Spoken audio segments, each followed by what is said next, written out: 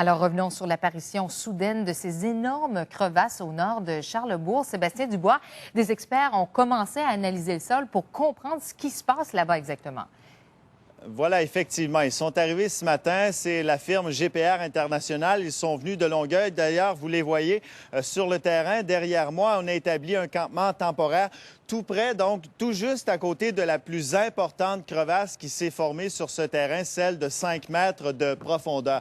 Alors, évidemment, ce qu'on cherche à comprendre, c'est de quoi est composé le sol. La technique qu'on va utiliser, c'est la technique du géoradar. En simple, vous expliquer ce que c'est.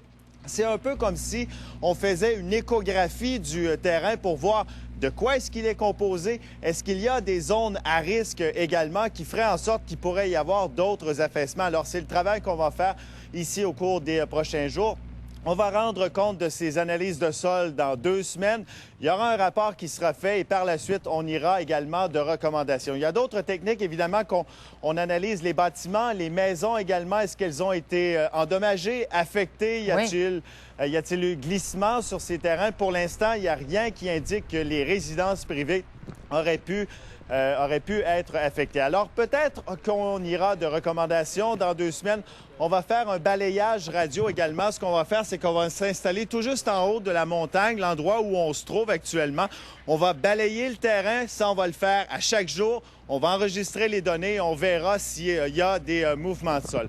Ce qu'on a appris également aujourd'hui, Pénélope, on a parlé aux propriétaires du terrain, le terrain sur lequel s'est produit les affaissements. Oui. Ce qu'on a appris, c'est que l'endroit derrière moi a été dézoné il y a 3 ans. Il y avait un projet de développement résidentiel ici. Il y a un potentiel d'une trentaine de terrains. Le propriétaire, il s'agit de Claude Auclair, ne voulait pas parler à la caméra, mais bien évidemment que lui aussi suit la situation de très près, comme les résidents qui sont tout juste à côté de moi. Il y en a certains qui ont décidé de rester dans leur maison malgré les avis d'évacuation. D'autres ont préféré quitter là-dessus. Compte rendu de ma collègue André Martin. Merci, Sébastien. Une quarantaine de citoyens ont reçu un avis d'évacuation volontaire de la Ville de Québec. Près de la moitié ont obtempéré. Ils ont été pris en charge par la Croix-Rouge et sont logés à l'hôtel, le temps de pouvoir regagner leur domicile. D'autres sont hébergés chez des proches. Mais pour certains, pas question de quitter. Pour le moment, on n'a pas l'intention de partir. Pourquoi vous voulez pas partir? Parce que je suis correct ici, là. Je pense pas qu'il y ait de problème encore à venir ici.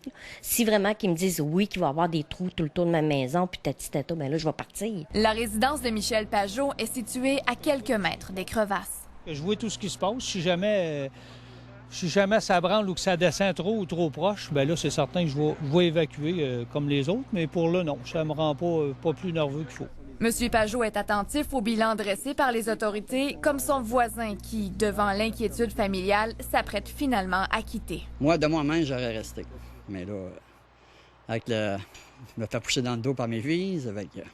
Si des fois il arrive quelque chose, bien là, c'est moi qui vais être dans la merde. Pendant que les expertises se poursuivent sur le terrain, inspecteurs et ingénieurs parcourent le périmètre à proximité, jugé dangereux. Les personnes qui ne quittent pas, elles s'exposent à quoi? Bien, c'est sûr qu'à partir de ce moment-là, c'est à leurs risques et périls. Certains citoyens sont réticents à l'idée de partir parce qu'ils craignent pour la sécurité de leurs biens. Ils ont peur que leur résidence soit pillée en leur absence. La Ville de Québec assure qu'une agence de sécurité sera engagée dans les prochaines heures. André Martin, TVA Nouvelles, Québec.